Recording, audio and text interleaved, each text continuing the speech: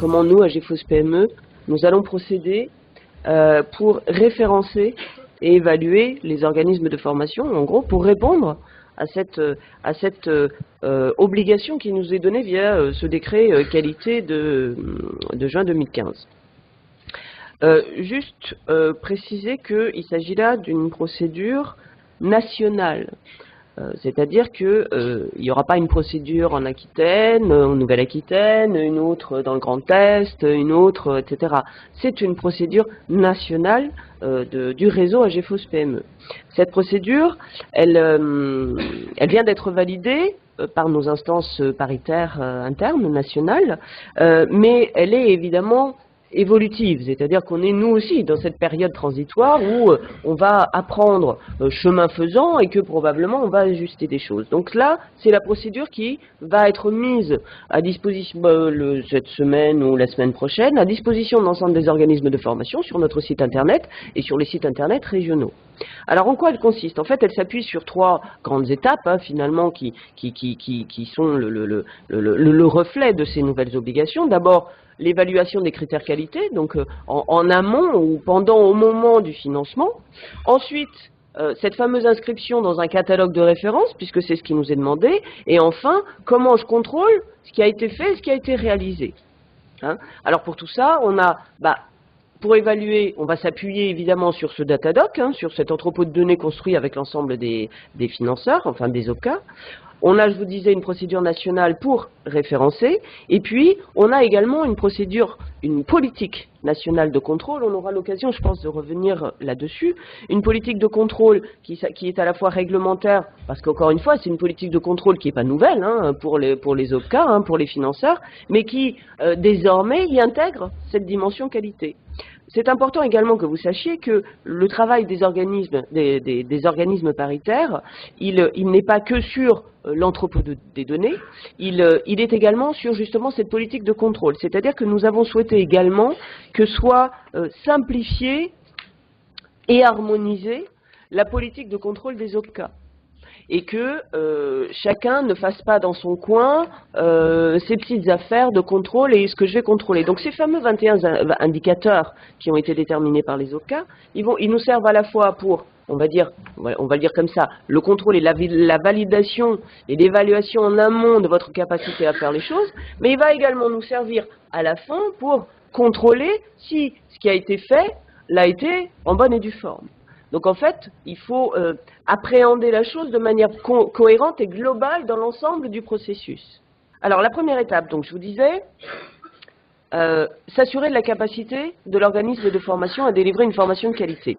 Alors, à GFOS PME, historiquement, un des OPCA importants de l'offre de formation, nous avons depuis longtemps construit des relations partenariales sur les territoires et nos instances paritaires, alors comme l'autre bien sûr, nos partenaires sociaux ont vivement souhaité que ce décret, cette nouvelle obligation, vienne renforcer cette dimension partenariale et souhaitent que l'ensemble de nos procédures quant à cette relation avec l'offre de formation s'appuie sur la bonne foi, la confiance en fait.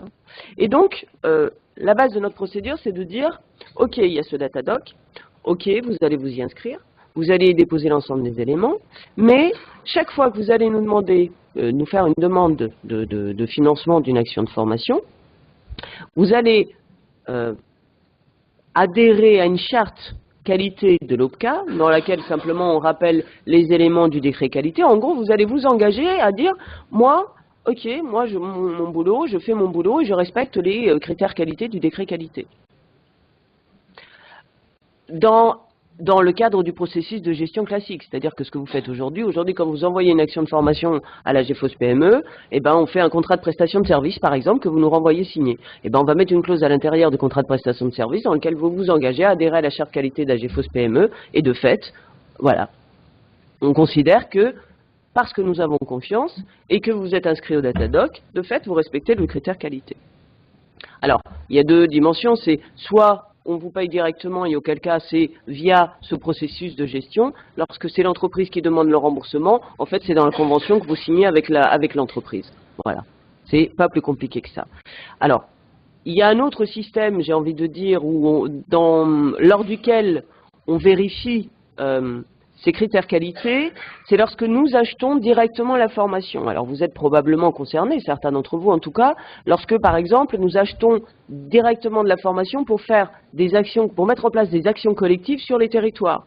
Et là on le fait comment? On le fait via appel d'offres. Donc vous répondez à un appel d'offres qui est émis par la GFOS PME.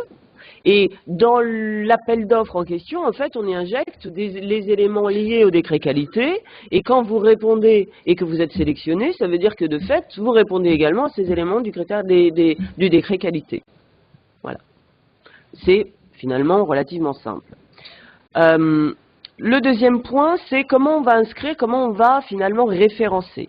Et en fait, on va dire, puisque on s'appuie sur cette relation de confiance et que vous adhérez à la charte qualité d'AGFOS PME et que vous êtes inscrit au Datadoc, alors, dès lors qu'on finance une action de formation, vous êtes référencé.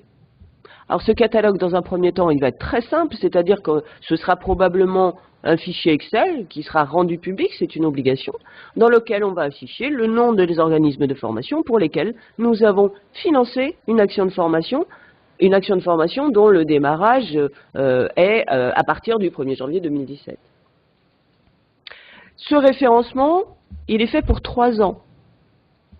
Au bout de 3 ans, si on n'a pas d'autres actions de formation, d'autres demandes de financement de la part de l'organisme de formation, qu'on n'a financé rien d'autre, de fait, eh bien le référencement, il est caduc. Ok? Si, par exemple, vous avez un label ou une certification CNEFOP et que, un an après le référencement, vous le perdez pour X raisons, ou parce qu'il est plus valable, etc., de fait, bah, le référencement, il est caduc. Et on repart à zéro, c'est-à-dire que si on vous nous demandez le financement d'une action et qu'on la finance, alors, hop, automatiquement, vous êtes parti sur 3 ans. Le déréférencement, il peut avoir lieu aussi si on fait un contrôle qualité et puis qu'il y a des éléments qui ne sont pas conformes.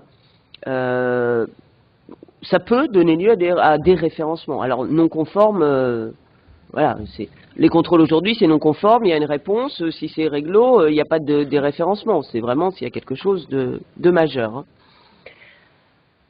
Le catalogue, il sera publié à une périodicité aujourd'hui de 3 mois, c'est-à-dire tous les 3 mois, on met à jour notre catalogue de référencement. Et puis enfin, la dernière partie, c'est le contrôle de service fait. Le contrôle de service fait, c'est le contrôle traditionnel qui est fait par AGFOS PME, comme tous les autres financeurs d'ailleurs. Au moment où arrive le financement de l'action, le dossier de demande de prise en charge, on va contrôler si l'ensemble des pièces sont correctes et des feuilles d'émargement avant le paiement, avant le financement, etc. On va contrôler également que vous êtes inscrit au Datadoc et puis que vous adhérez à la charte qualité de l'AGFOS via le contrat de prestation de service que vous signez de toute façon, etc. Tout ça dans une logique d'amélioration continue, comme je vous le disais tout à l'heure, mais c'est le cas de l'ensemble des financeurs. Je ne sais pas s'il y a des questions particulières par rapport à ça, ou on attend peut-être la fin. Il y a des questions là sur le SMS, mais peut-être qu'on attend la fin des... Alors, elles vont être sinon redondantes. Pour rappel, donc, en termes d'accompagnement, je vous le disais tout à l'heure, l'accompagnement des organismes de formation par AGFOS PME, et je parle réseau, hein, je parle donc du point de vue national. Ce sont d'abord des informations, évidemment, comme tout le monde sur le site internet. Ce sont des réunions d'information comme celle-là, ou plus intimistes sur chaque territoire, qui sont organisées par l'ensemble des AGFOS PME.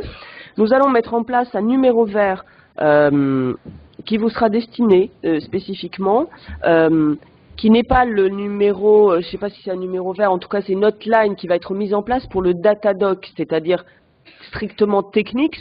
Vous avez un problème, vous n'arrivez pas à vous connecter, on ne vous a pas transmis votre mot de passe, etc. C'est la hotline du Datadoc, c'est technique, c'est pas AGFOS PME, c'est le GIE Datadoc qui est mis en place. AGFOS PME va mettre en place à partir de février probablement un numéro vert où on va pouvoir répondre à des questions plus intimement liées à au décret et au référencement d'AGEFOS en particulier. On met également en place des actions de formation. On va mettre en place des actions de formation spécifiques sur la mise en œuvre du décret, la mise en conformité, etc. Et puis il y a, je ne sais pas si vous la recevez, si ce n'est pas le cas, il faut le faire, une lettre d'information qui s'appelle InfoOF, qu'on envoie aux organismes de formation, qui est trimestrielle.